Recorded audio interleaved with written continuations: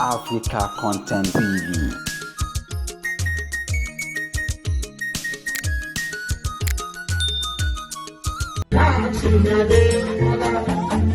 Láti Amẹ́ríkà láti tẹ̀lé àwọn ọkọ̀ tipẹ́tipẹ́ láti gba ayẹyẹ wáṣẹ. Adéke nígbà Amẹ́ríkà lówó lábá Atlanta Adéke ní Houston àìlè lọ́wọ́ ọ̀làgbà mi.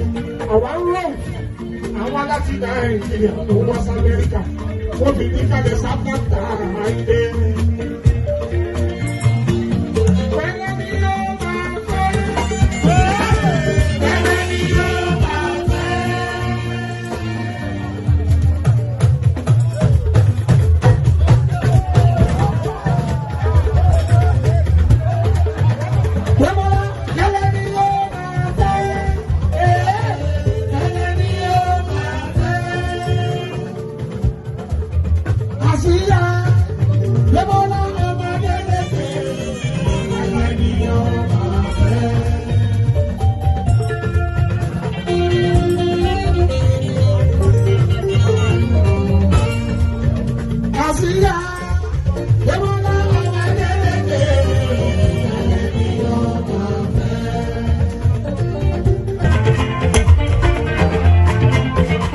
Ìjọ máa mọ̀ jọ.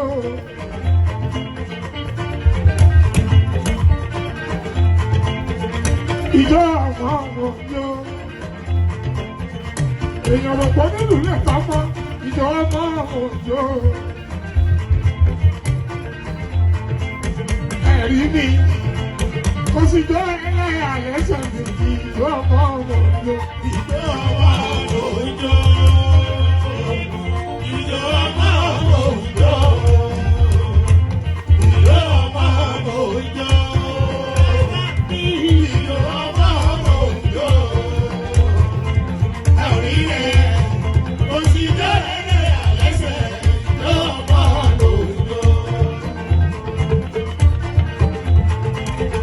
Ìjọ ọmọ òjò. Ìjọ ọmọ òjò.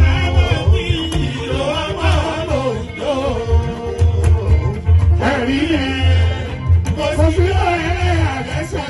Ìjọ ọmọ òjò.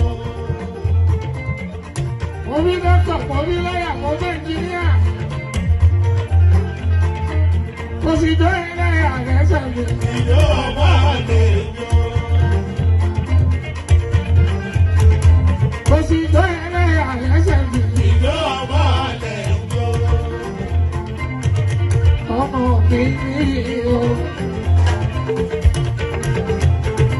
nínú mi ṣe ń tó àjíwá sí ayé ọmọ mi ní ọ.